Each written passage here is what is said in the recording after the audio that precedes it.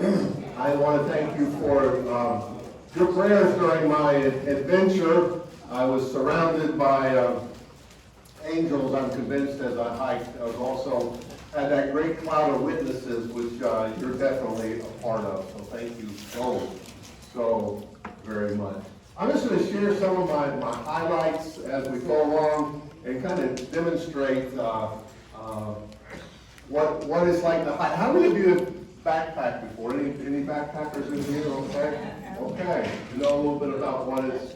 I started backpacking when I was an early teenager in Boy Scouts, and I just fell in love with it.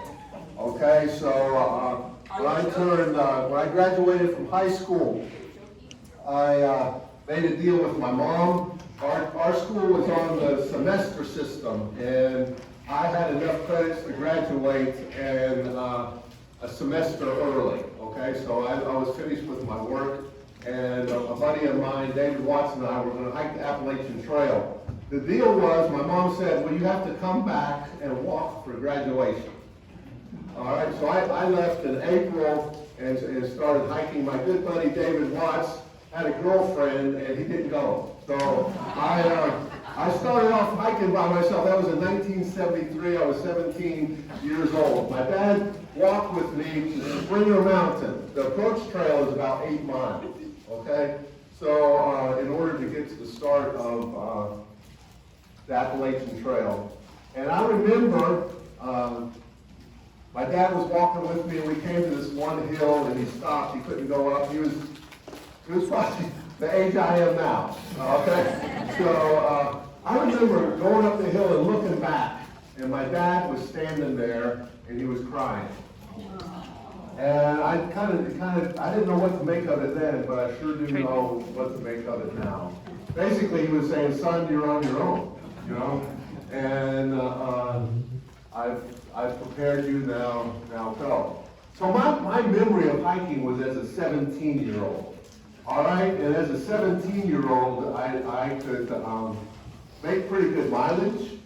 I hiked 700 miles before I had to go back for graduation. When I got back for graduation, my parents told me that they were moving. I had planned on living at home and going to community college in Atlanta. So my whole plans were blown out of the water, so I never got back to the Appalachian Trail.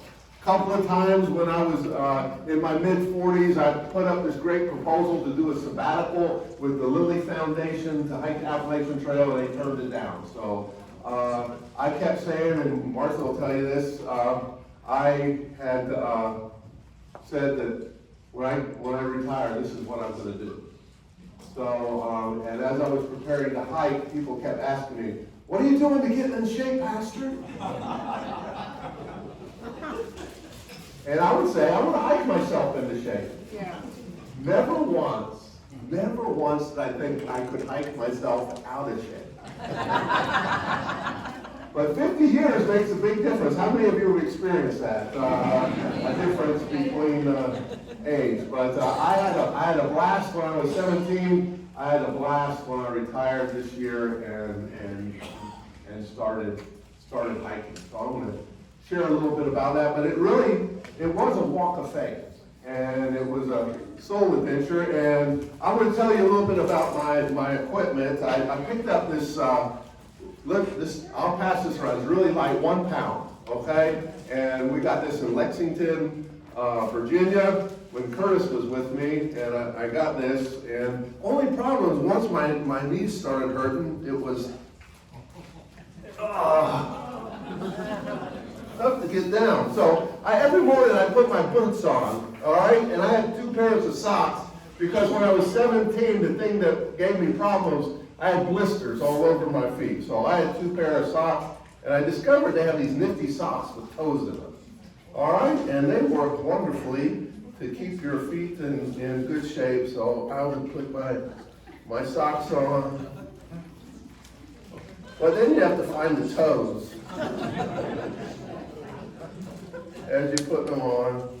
So it was a real, but as I do this, I would pray. Because in Thessalonians it says, pray without ceasing. And every day when I get ready to hike, I would be praying as I put this. I'd pray one thing: Lord, don't let this chair collapse on me. And I put my socks on and get the toes in there. But I did not have, only had one blister the whole time I was gone this time. Last time I had a number of blisters. And I wore 2 pairs of socks. And they're smart wool, and they really do protect your feet very well. Of course, everything that is light and everything that is effective is also expensive. So you put this on, and I had these boots. I had 2 pair of boots broken in, and they tell you that as you hike, your feet will spread out. So I had 1 pair of boots that was a 12.5. Whoops. And then my second pair of boots were 13s. But one of the things that happened is the sole of my boot started peeling off. And so, as an example of how I believe God was walking with me the whole way, I was hiking, my sole was peeling off, and I got to Port Clinton, Pennsylvania. Any Pennsylvanians here know where Port Clinton is? It's right next to Hamburg. It's about 2.5 miles away from Hamburg, Pennsylvania. If you have ever traveled through Hamburg, Pennsylvania, it has one of the largest Cabela stores in the United States. What are the odds that your boots would blow out and you'd be 2.5 miles away from the Cabela store? Okay? And in Port Clinton, they have a pavilion where they let the hikers stay, and Cabela's has a shuttle service from the hiker pavilion to the Cabela's. So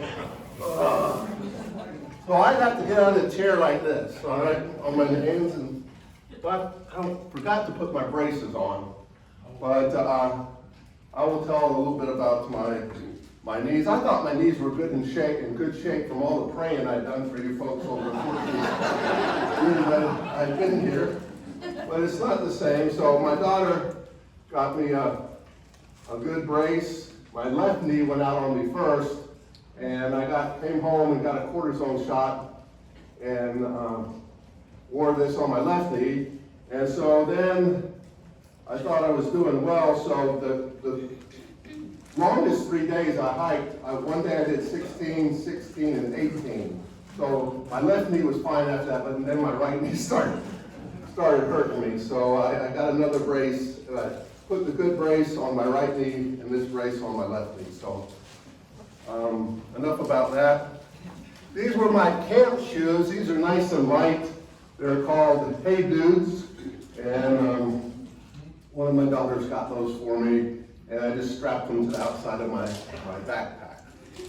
Okay, so the AT has been around since the 30s. There have been a lot of books written about the Appalachian Trail.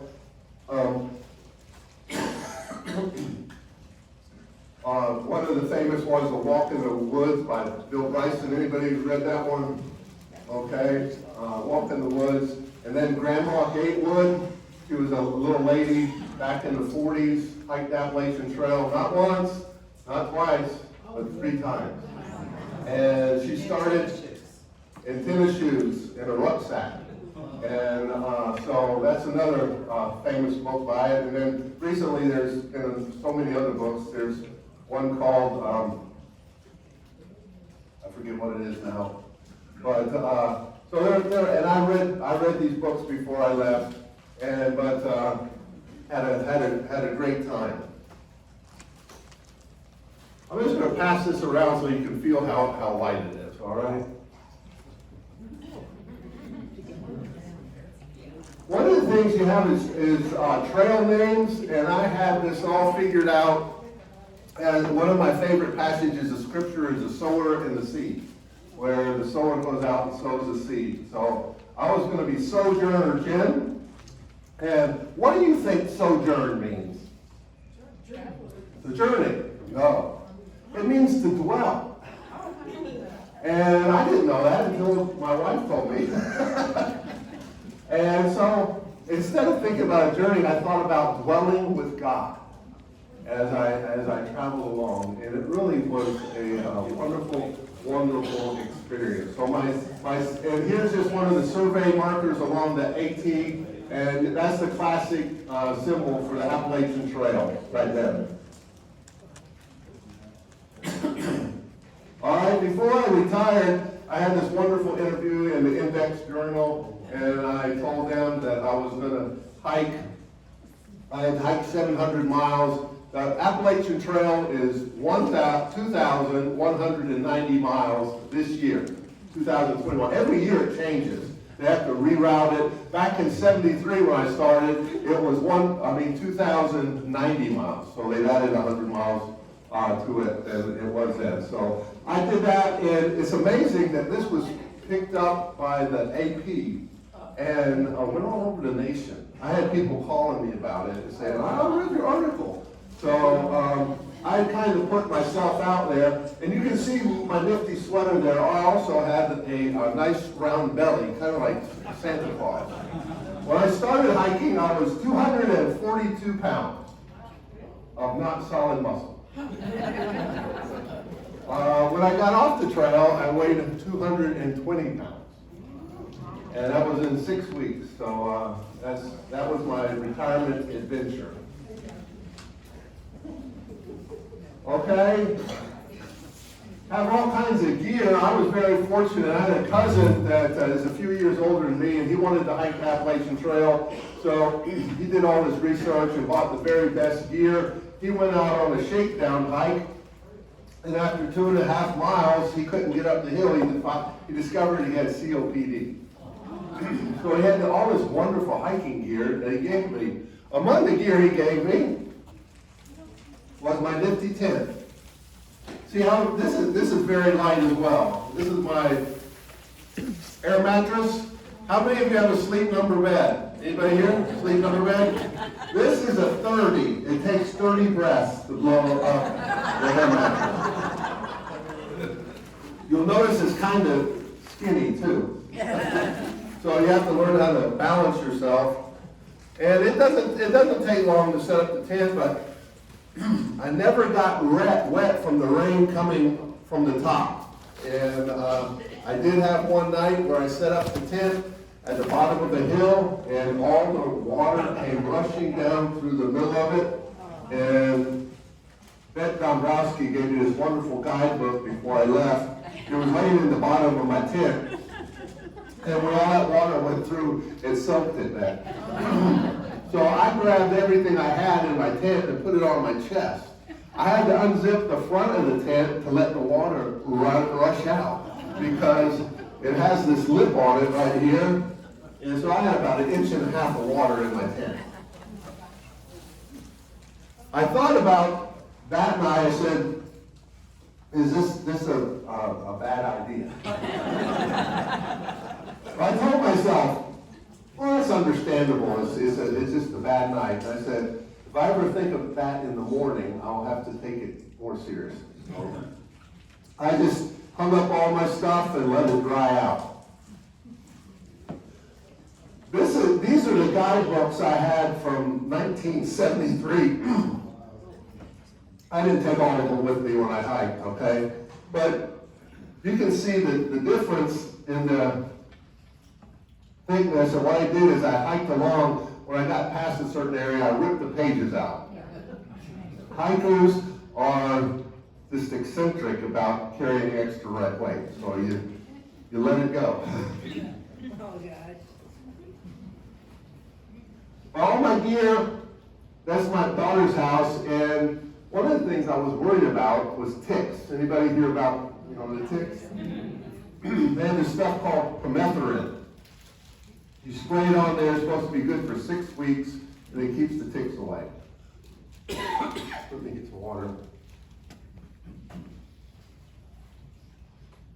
And so I sprayed all my hiking gear, and it's hanging out there. And this is A lot of folks supported me in many ways, and Lisa and Stacy are outdoors people, and they came over to check out my gear to make sure that I was all right, because they were concerned about me. And I was very excited when they said, "Hey, you've got some good stuff here, Pastor." And so I felt like I was ready to go after that. So that's kind of my stuff. The red pack there is the one I carried when I was in 1973. This is the pack I carried this time. And I changed the way I packed it until I got comfortable with it. And on the outside pockets, I would put my tents for easy access, along with my folding chair. On this side, I put 2 water bottles. And on that side, the other thing you're concerned about as you hike is fresh water. And I have this nifty Sowjourner system. And you fill up this bag from a stream or a spring, you hook it onto this filter, and then you hook it onto your water bottle, and you filter it through in here, okay? And it's 99% pure. I love drinking fresh spring water. Anybody, just right out of the mountain stream.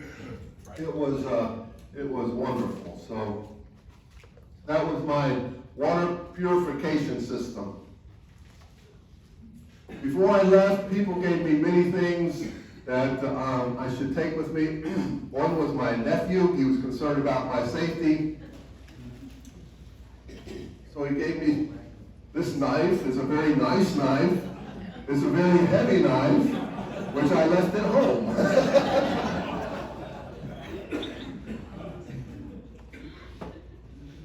All right, some people also, bears. Anybody, one of the questions, did you run into any bears? I saw absolutely 0 bears, and I did not take any bear spray. So that's a personal choice. I saw 2 hikers while I was out there that had bear spray with them. They both had close encounters, so they had that. Another thing I didn't take, this is the stove I used back in 1973. The modern versions are much lighter. They're like high-powered, lightweight glow torches. And you light them, you go, like a rocket taking off, and they'll heat up water in just a little while. I did not have a stove with me. The food I ate is what's called cold soak. And I put it in one of these containers, and I was supposed to keep up with the slides, but I've gotten away from it. Ramen noodles are college student staple. They're also hiker staple, all right? So you put your ramen noodles in there, you put water in it in the morning, you hike with it all day long, and then it's ready to eat at night. And you can supplement it with a little packet of chicken or tuna or whatever you want to do in the little packets. Another one is the super duper mashed potatoes, and as you're hiking more, I combine the ramen noodles with the mashed potatoes.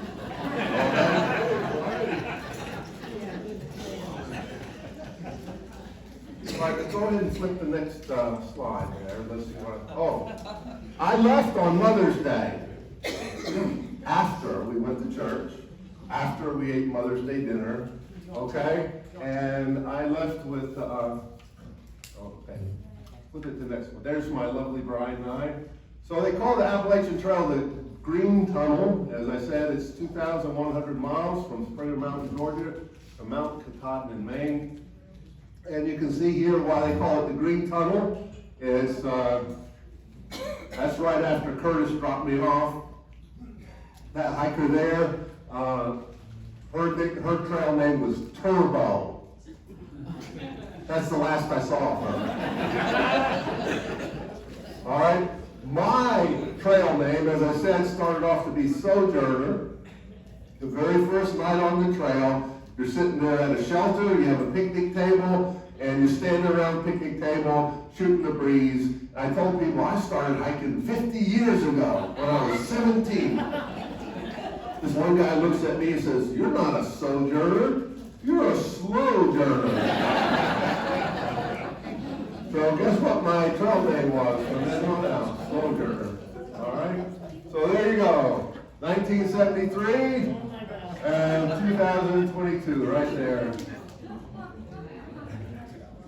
They didn't have all these high-tech fabrics back there. Everything was cotton. It was very heavy. My pack went back in 73 was over 45 pounds.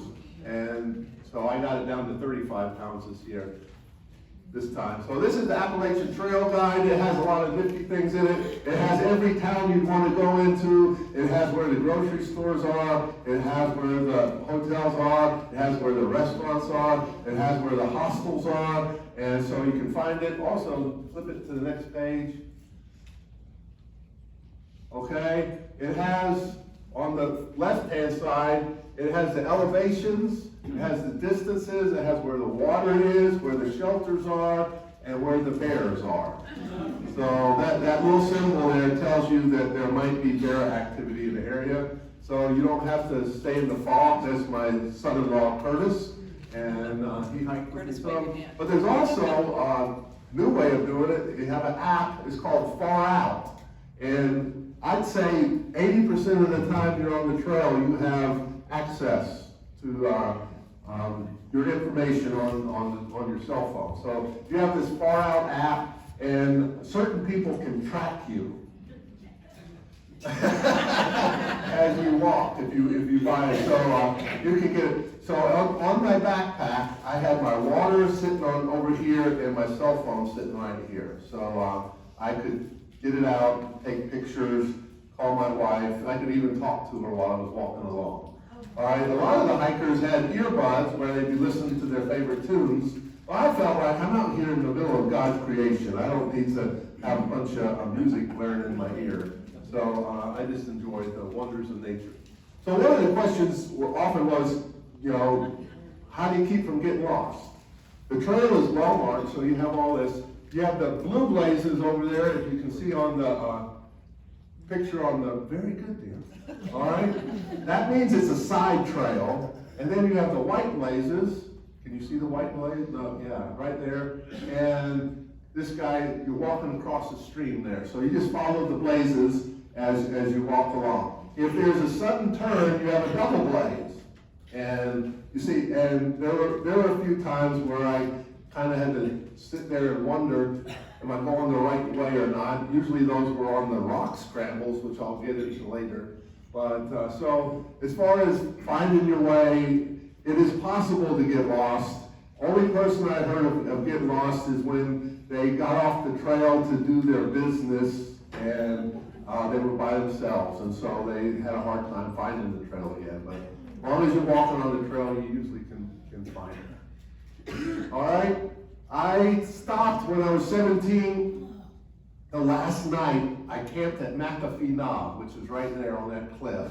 I didn't camp right on the cliff, but I leaned my backpack against a tree and sat there under the stars and slept. Then I hiked 20 miles into Daleville, Virginia, got on a bus, and went home to graduate from high school. So that was 49 years later. I just rounded off to say 50 because 50 is much more impressive than 49. So, and somebody did pass away up at McAfee Knob this year, and it fell from there. I had 3 hiking partners when I was with the guy in the middle, 4. Matt Snobble is a good friend of my daughter Mary, attended St. David Lutheran Church with them, and that's Matt. He is a school teacher, right? Or not now? Park ranger. He's a park ranger. So Matt can hike all day long, okay? And then the next person to hike with me was Matthew, over to the right. And then Curtis, down below, my son-in-law. And then Jonathan. All 3 of y'all come up here.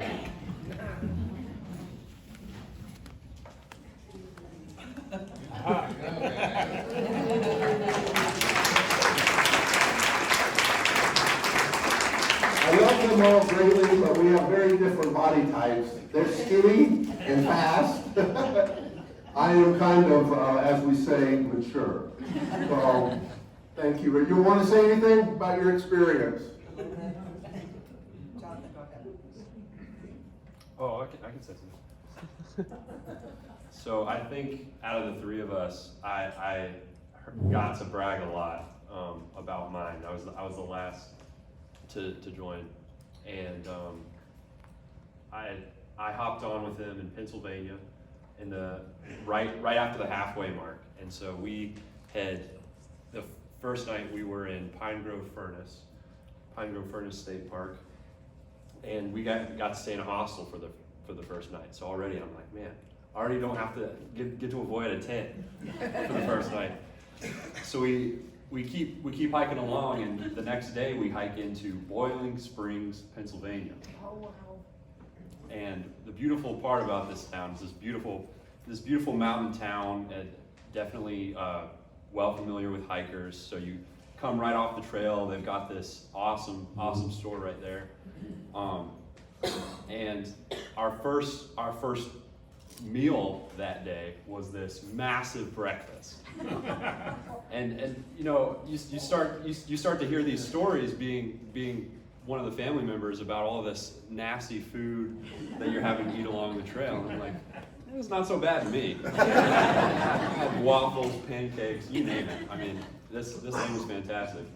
So we keep moving along that day, moving through Boiling Springs, these lovely fields and countrysides, and we hear from a rumor from a couple of hikers, hear about this ice cream along the trail. And I'm like, oh boy, how can it get better than this? But the problem was, they said it was 2 miles away. We're hiking along. A few minutes go by, we're like, all right, we probably ought to be halfway there. Another 15 goes by, no ice cream in sight. Another hour, 2 hours go by. We're hiking along the way. We're like, ice cream is far out of our minds. The hope is lost, and there's no way we're gonna find this. Then we shoot out of this tunnel, and I see this silo, and they had told us, the hikers previously told us, that it was at this Amish farm. So, you know, my heart starts to flutter, get a little bit of hope. And right at the end of this tunnel, we see some of our hiker buddies, and boy, I tell you, one of the best experiences I've ever had. You know, getting off the trail, they have all this raw milk and fresh strawberry ice cream that they had all turned on their dairy farm. So I'm of course shooting back to these guys like, guess what I got to do on my first day on the trail?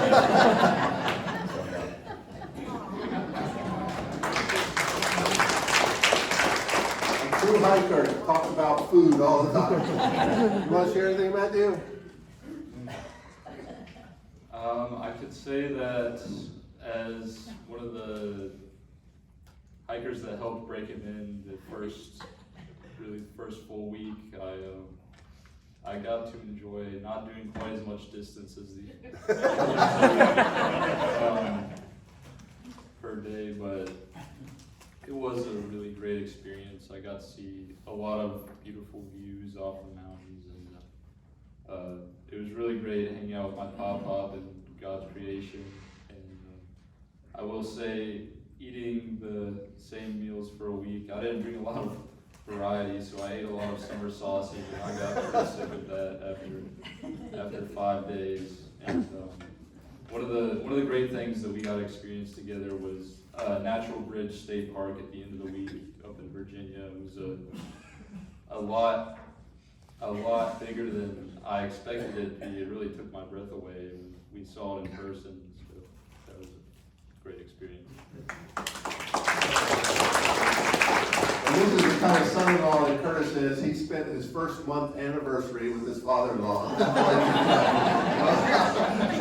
I told him I wouldn't make him say anything, but thank you very much. All right, so those were some of my, as well as my hiking partners. And this is what the shelters, their shelters probably on average 1 every 10 miles. The furthest distance between shelters was 19 miles. And the shortest distance was probably 6 miles. So it was averaged out in there. And the one down in the lower right-hand corner was built in 1935, so it's been around a while. Some of the newer, you see Matthew laying down there. Matthew would sleep in, and I'd be up early, and by the time I turned around, he was packed and ready to go. So that's his pack hanging down there from the rafters, because the critters you really need to worry about are not the bears, it's the mice, okay? So, but what you do is, some shelters have bear boxes, which are just metal boxes. Some have bear poles where you hang it up high, and other ones I'll show you where you just take my rope and you throw it over a tree. I have 60 foot of rope here. You throw it over a limb and you raise up all your food and your toiletries, anything that smells. You get it up, you get it away from your tent, okay? So that's the way you avoid a close encounter with Yogi, okay? So the shelter at the top left is it's a double-decker shelter. Average shelter holds 6 to 8 people. That one held 12. The largest shelter we saw held 24 people. Right there in the middle, every shelter has a privy. You see the half moon there. This has the note of being the largest outhouse on the Appalachian Trail, and they call it the Taj Mahal.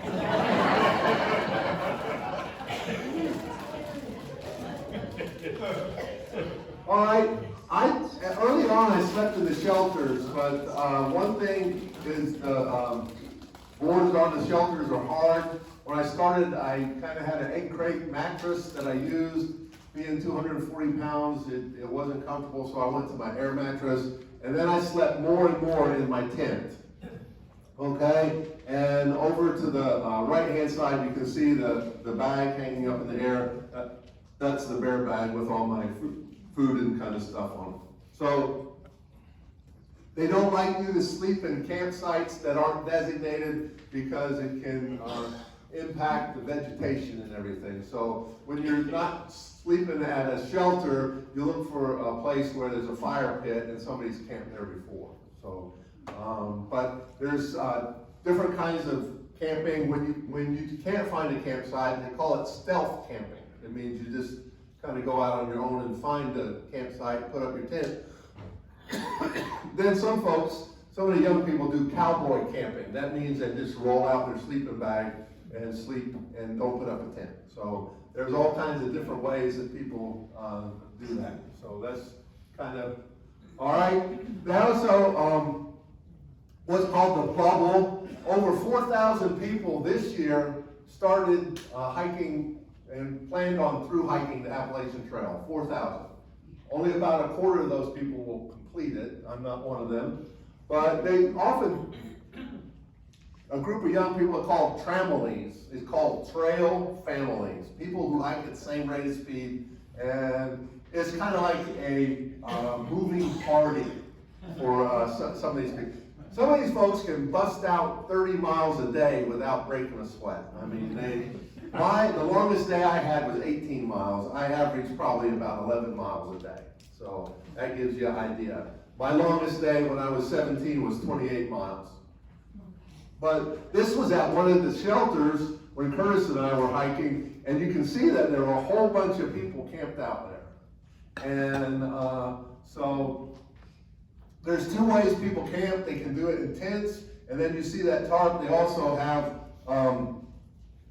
hammocks, and they put a tarp over the top. So a lot of people sleep in the hammock as well. Curtis was a hammock man. Jonathan and Matthew slept in a tent. As you can see, most people, 1 person to a tent, just not enough room for more folks. Any questions? Explain the bubble again.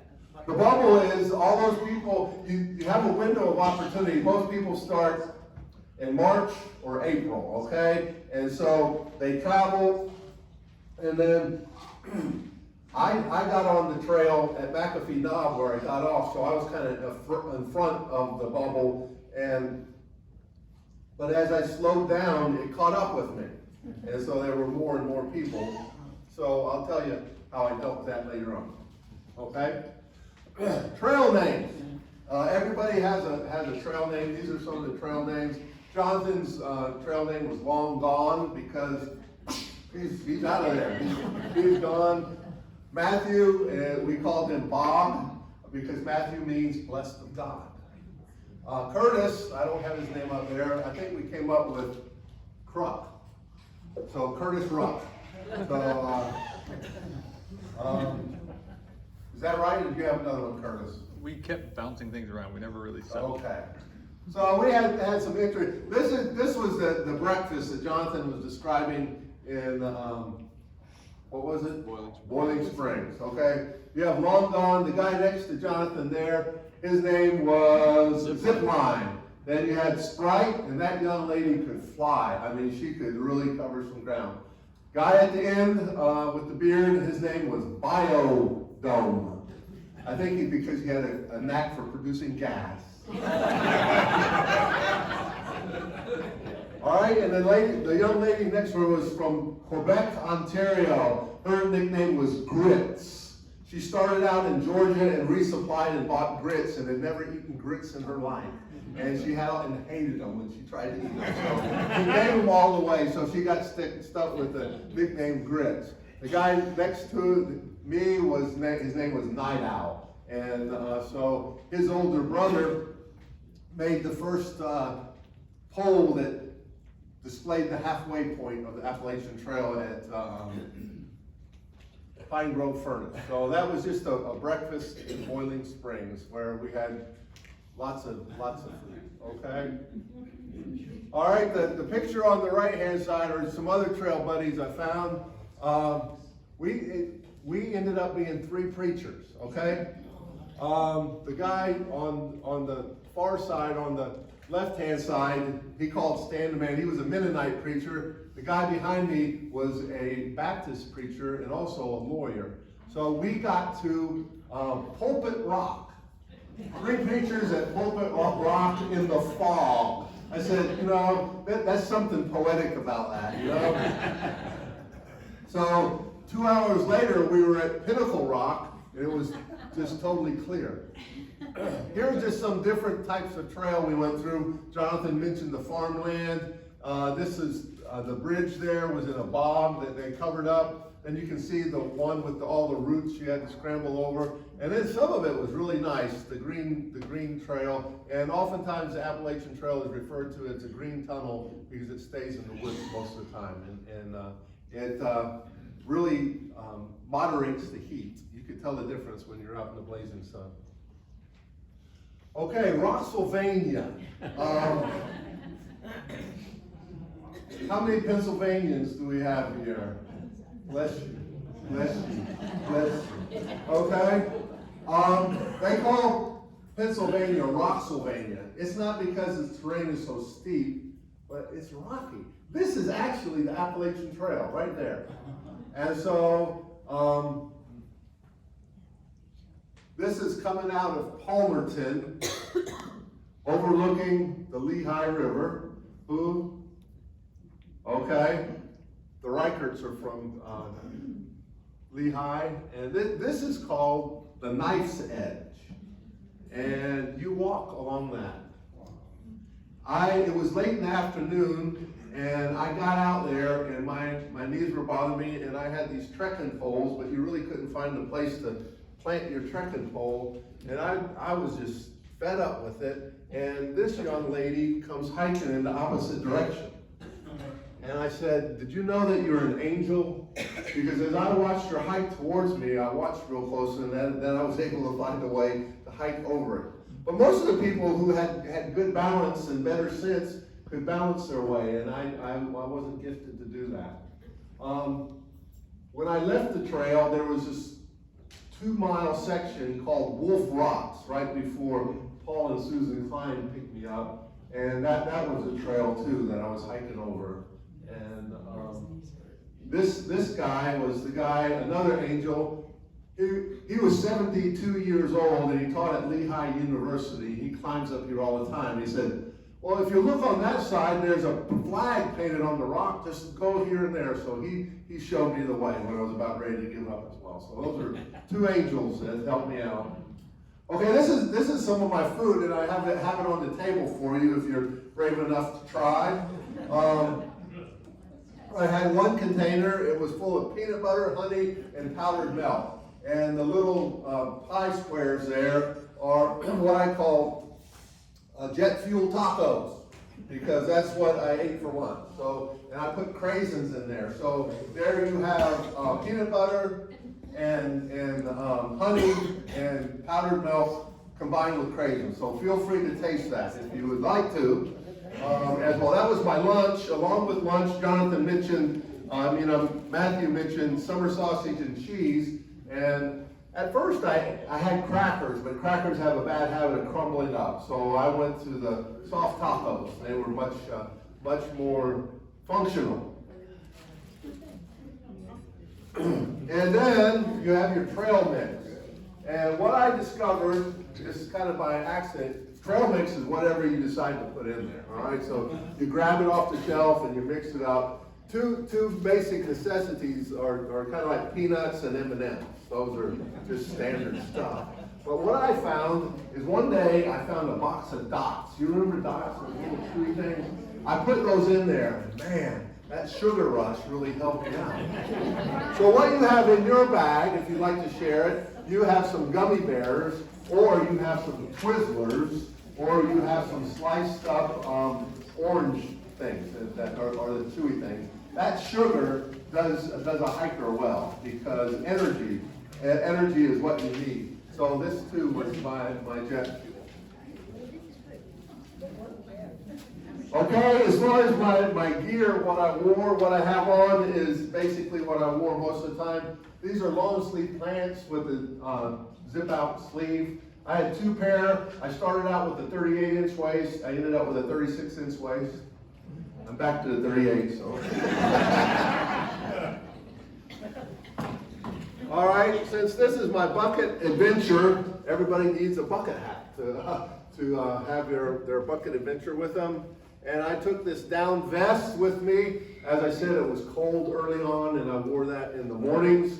And I have one change of underwear, one other t-shirt, an extra pair of socks, and two long sleeve shirts. The reason I took long sleeve shirts is because you can roll up a sleeve, but you can't grow a sleeve. That's just the way it works. And so what I do is I have my clothes bag, and I have a blow-up pillow, and then my clothes bag underneath, so it would help out as well. And you have what they're called dry bags, where you put your stuff in there, and then you squish all the air out it, so it compacts real nice. All right. You mentioned your trekking pole. Did you want to talk about what happened on the cliff? Yeah. Is that coming up? Well, you can see there and sometimes the trail is very wet, so you just hike in the wet socks, but you try and get them dry as soon as you can. But you always save a pair of dry socks as well as you can. So either to sleep in if it's cold, or just to have available. So dry socks are really important. And somebody gave me this nifty hat along the way, and I wore it for a while. But as I said, hiking is a trade-off. If you have it, you better need it, because you have to carry it. So I jettisoned the extra hat after a while, even though it is a Montreal Expos hat. Curtis and I stopped in Lynchburg, Virginia on our way up, and ate hamburgers at this place. And when we met this family, and they happened to be from Lynchburg, Virginia, and they played baseball, and it was right across the place we went to, and I gave them some money for milkshakes, and they gave me an Expos hat. How many kids did they have? 5 or 6, they had a bunch of kids. Yeah. All right, I tried to go to church every time I had a chance. One Sunday, I was hiking along, and the next shelter I was trying to get to was Priestley Shelter. And I called Martha up, and we read the lessons for that Sunday. It was about the High Priestly Prayer. And right then, I crossed this little crossroads, this dirt road, and it was going down, it was 1.5 miles to town. I said, you know what? I think I'm going to hike down there and see if I can find a church. So I hiked down there, and I found Perrin Baptist Church. And when I got there, nobody was there. But there was a light, and I didn't see it. And they had this breakfast prepared, eggs straight out of the chicken. Sausage that had been oinking the week before. so they fed me, and I worshiped there, had a blast, and so that was a lot of fun. And Robert in the red truck took me right back to the trail after I got back. So that's Perrin Baptist Church, and I'll think of it. Anyway, Martha met me, this is our anniversary, and we were in, that's Shepherdstown, but what's the name of that town along the trail? John Brown. Where was John Brown? Harper's Ferry, yeah, in Harper's Ferry. But I went to the public library in Waynesboro, Virginia, waiting for Martha, and what book should I see but The Joy of Sweat? And that was very, very appropriate for my hike. But this is at the Bavarian Inn in Shepherdstown, right outside of Harper's Ferry, which is the unofficial halfway point of the Appalachian Trail. A great place to eat if you have air up in the. All right, these are some of the folks that trail angels along the way. You might recognize the couple there on the far right. The Cocos, Bob and Darlene, they live not far from the trail. They picked me up and brought me pizza. And one of the things about trail angels, people who have done a lot of hiking or through hike the Appalachian Trail, they sit at the places where the trail crosses a road, and they provide goodies for hikers. Like when I came up on this group of folks, this lady comes up to me and says, "Would you like a root beer float?" The correct answer to that is, sure.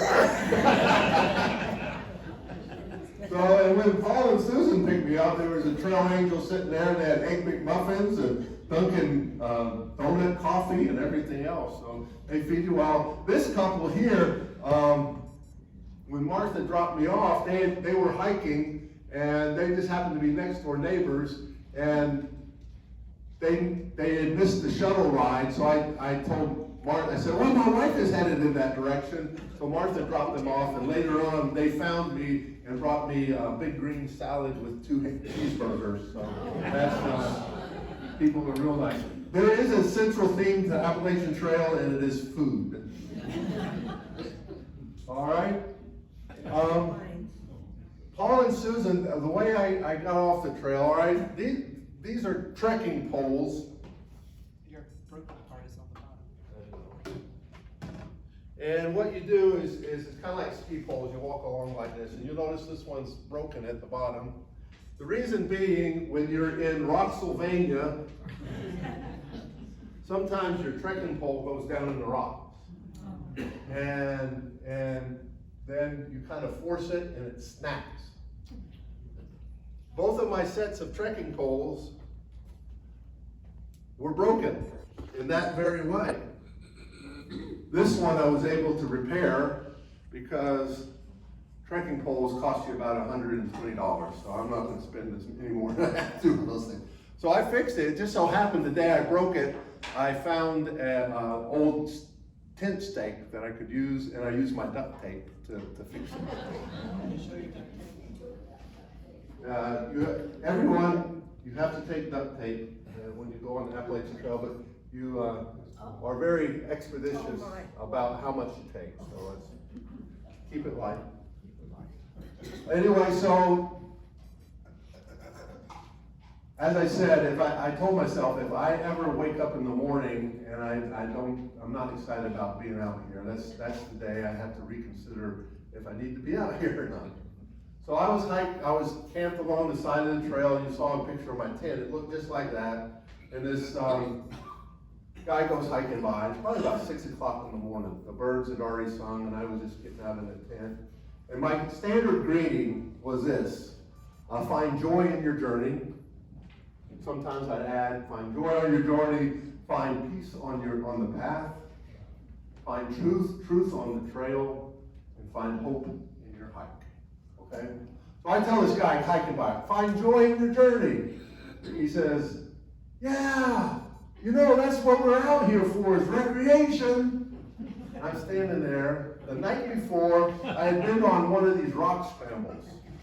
A rock scramble, if you've ever walked across a creek and picked from rock to rock, all right, keep your balance from falling, That's what a rock scramble is, but there's no creek there, and some of them go on for miles.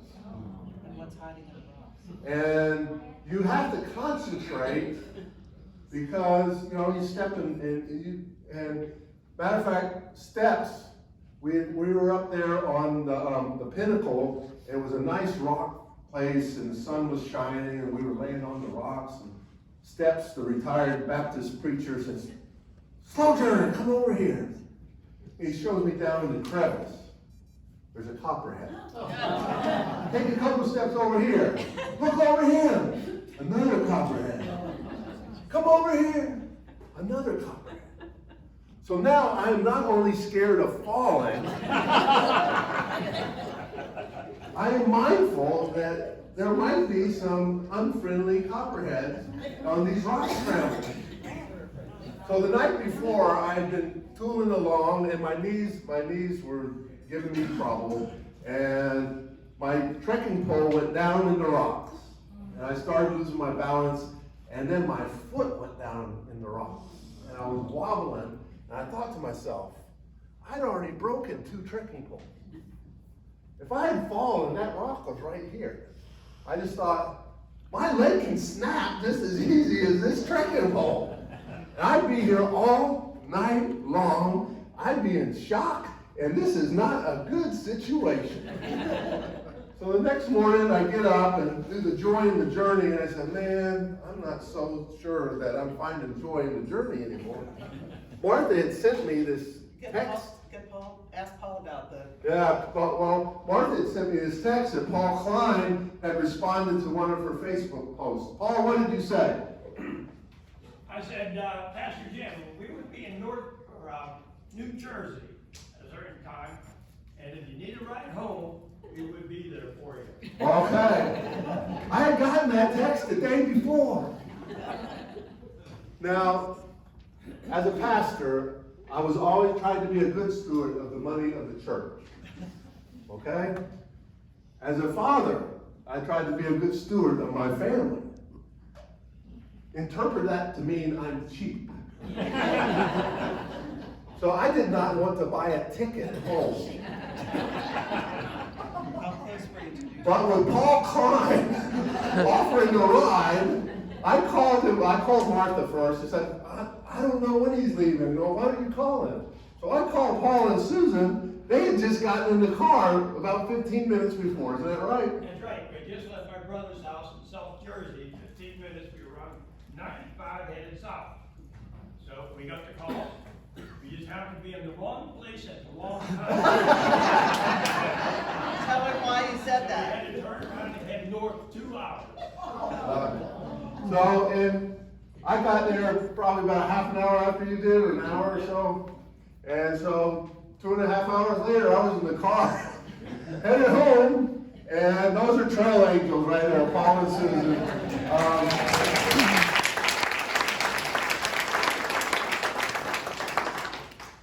I had pulled out I carried baby wipes with me, so I paddled off as well as I could. Hikers have a certain air about them. I'm just going to say. So I got in the car with Paul and Susan.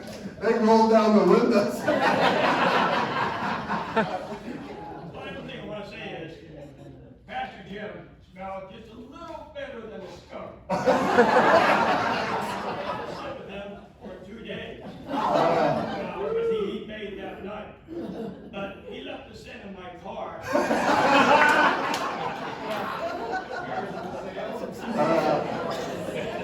When we got to the Hampton Inn in Harrisonburg, Virginia, there was a big rainbow, and I just took that as a sign that I had made the right decision. Because we drove through a driving rainstorm, and Paul had to roll up the windows. Driving rainstorm.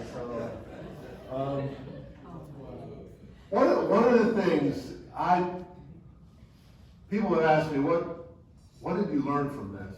Well, I learned one thing is it's best to prepare. I was physically unprepared, so I learned that. The other thing is I had scheduled a wedding for late August, which meant that I had a window of opportunity to do this.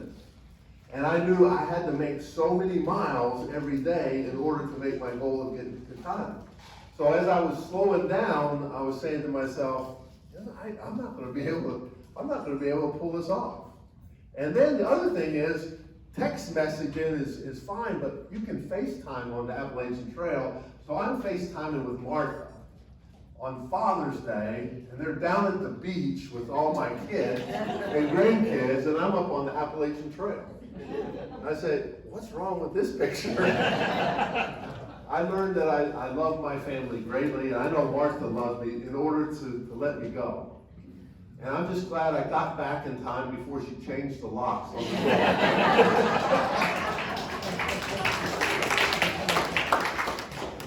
But every step of the way, it was pray without ceasing.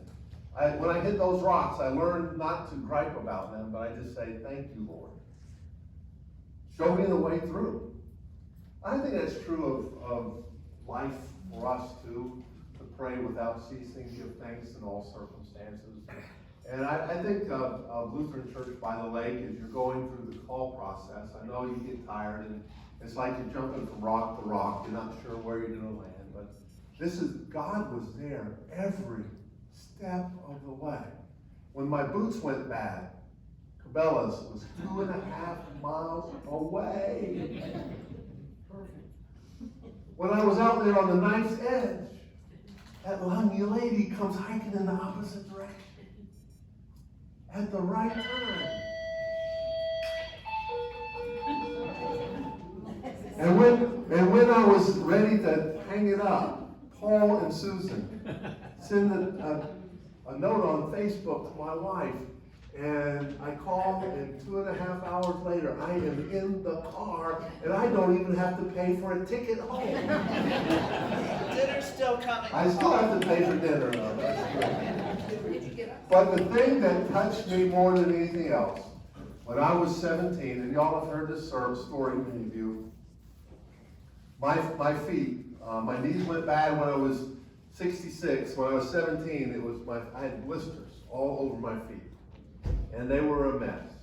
And back in the day before cell phones, they still had the trail telegraph. That is hikers talking to hikers. And I was headed into Harrisburg, Virginia. And some hikers said, call Father Charlie. And they gave me his number. Okay? He was pastor at Holy Family Church in Harrisburg, Virginia. I found a payphone. That was BC, before cell phones. I found a payphone. Called Father Charlie. He came out and picked me up. He took me to the country club and took me swimming. I know now why. He wanted me to wash up in the swimming pool. That night he fixed dinner for me in the rectory and opened up a Sunday school room for me to sleep in on a cot. I was just laying down on that cot, and I heard a knock on the door.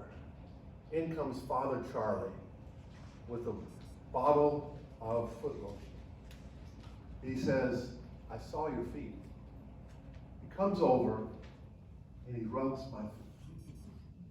As a 17-year-old, that changed my life. I was dedicated from that point on to do simple service. Throughout my pastorate, when anybody came knocking at the door of the parsonage or the church, two things popped into my mind: Jesus and Father Charlie. And I said to myself, you can't have two better examples to follow. And I always tried simple, loving service. So when I was on the trail, I tell people the story of Father Charlie, and I had this little pop-up bowl. Where did I put that? Right here. And I say,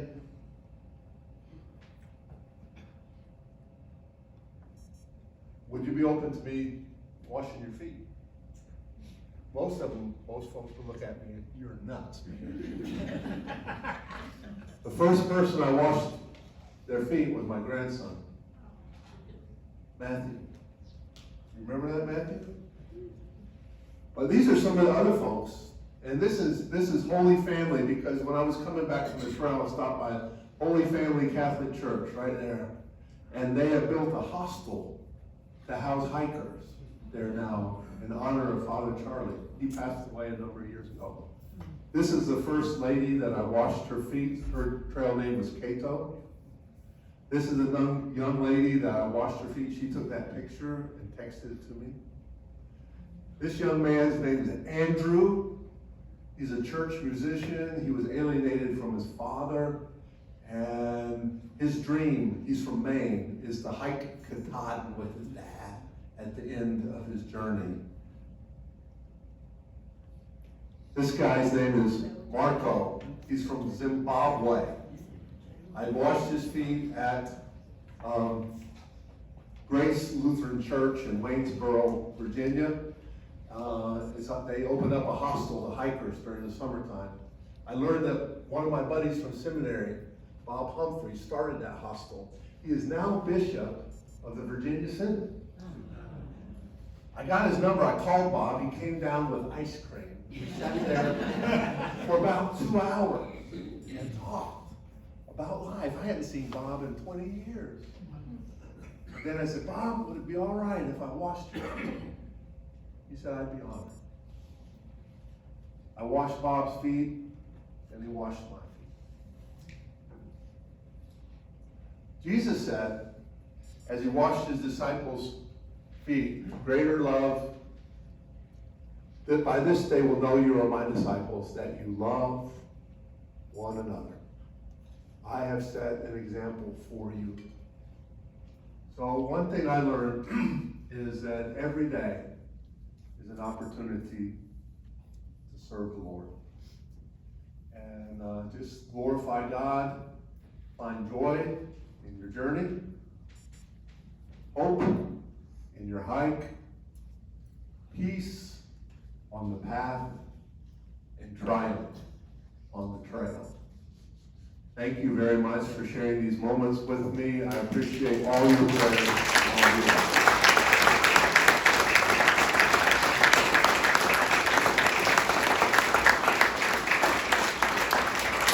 Does anybody have any questions you'd like to ask that I didn't cover?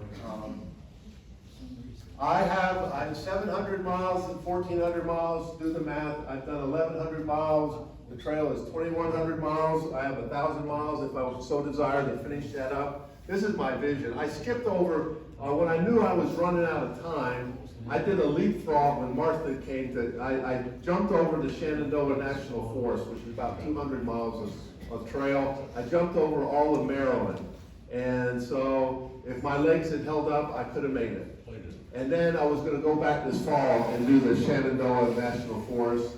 West Virginia, which we lived in for 23, this was my dream. I figured God showed me this. He said, there's about 5 miles of Appalachian Trail in West Virginia, and it's pretty flat. I said, you know what would be neat? If I could get my family, when I finish up everything, we go back and walk that 5 miles together and finish up the Appalachian Trail. So who knows? It might happen, it might not, but I think we all have our goals, our dreams, our aspirations, and I do think that life in the church is a lot like a walk of faith. So continue to walk in faith and know right at the right time, when you feel like you're on the knife's edge, when your foot goes down in the rocks, God will provide a way. I think the call process is a lot like that, and God will provide the right individual at the right time for this congregation, because we have been so blessed in our ministry together. And do not give up on God. All right? Thank you very much. We're grateful for Pastor Young and his ministry, and so continue to lift him up in your prayers as well. Thank you very much. Any questions? All right, back in the corner. Pastor, I just think we all need Paul Klein's cell phone number. Oh.